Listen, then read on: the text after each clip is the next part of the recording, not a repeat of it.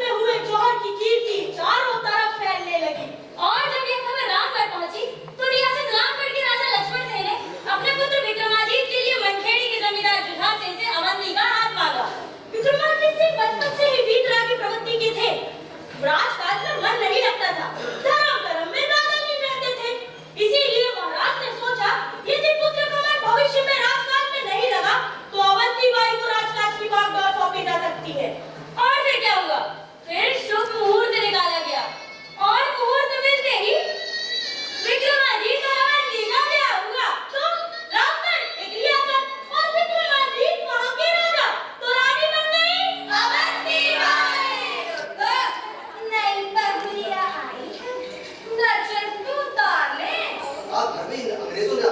बताती है कि हमारे राजा साहब पागल हो गए।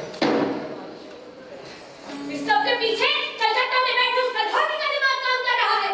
पूरा हिंदुस्तान हटना चाहता है। रानी जी की जय। आइए युवराज जी। सुना फरमान आया कि अभी तक लगान नहीं दिया। जी सही सुना है। लगान कहाँ से दें? इतनी सुकर चटक गई, काल की नौबत आने वाली है। चक्की धक्की और अकाल से कोई फर्क नहीं पड़ता। दबाव बना रहे हैं, अत्याचार कर रहे हैं अंग्रेज। हाँ हाँ सब जानती हूँ। मैं हूँ रामगढ़ की रानी अवंतीबाई लोधी का सलाहकार उमराव सिंह। यहाँ लगान माफी की अर्जी देने आया था और ये भी कहने आया था कि ये बहुत ज्यादती है रामगढ़ के ऊपर। What ज्यादती? This is a system. इसे सिस्टम मत कहिए, ये सचमुच में ज्यादती है। पता लगा लीजिए, इस साल फिर सूखा पड़ा है। No. We can't help. Calcutta से ऑर्डर आया है कि लगान हर हाल में वसूलना है। समझे कि नहीं? इस साल भी लगान देना ही होगा। कहाँ से दे साहब? खेतों में कुछ हुआ ही नहीं है। हम कुछ नहीं जानता, सरकारी आदेश है। Now out. लेकिन इस साल रामगढ़वासी लगान नहीं देंगे, मतलब नहीं देंगे।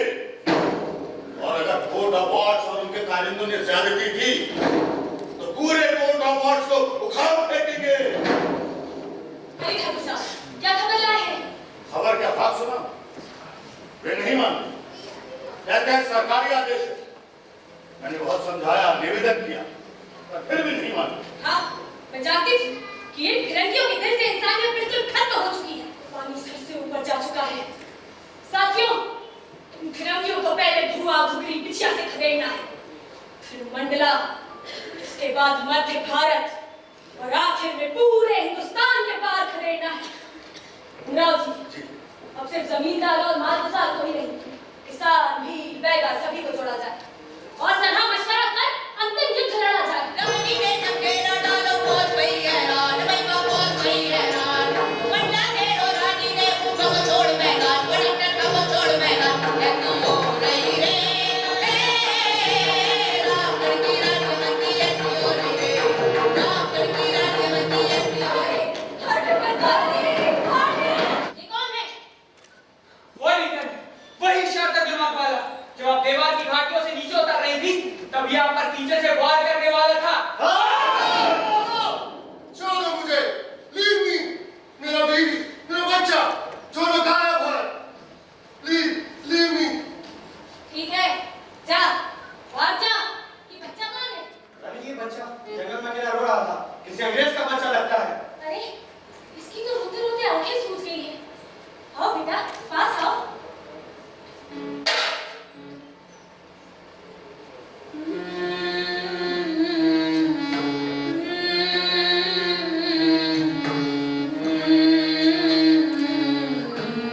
रानी, ये तो अंग्रेज का बच्चा है। इसे तो नहीं,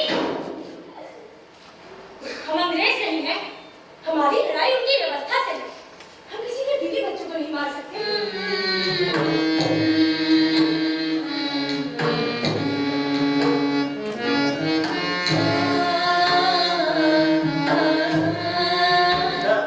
नेम? Hardy, Hardy. अरे वाह, ये तो बड़ा प्यारा नाम है। पिता का नाम पूछिए। बेटा, फादर्स नेम? वॉरेंटन।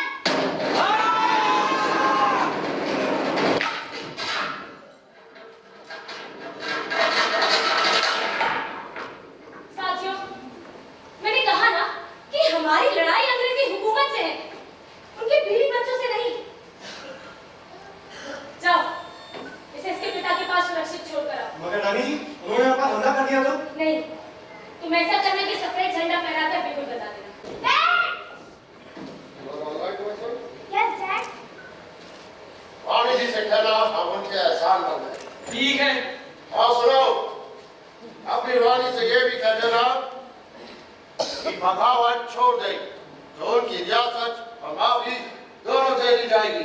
हमारी रानी जी को यह मंजूर नहीं होगा, मुझे मालूम है। मंजूर नहीं होगा तो सुनो, नागपुर से एक बड़ी फौज जब्बलपुर आ चुकी है, जिसके सामने तुम्हारी रानी नहीं टिक पाएगी।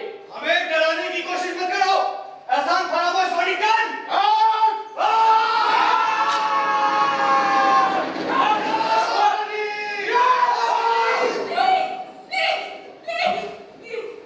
वॉरेंटन मिला था? जी।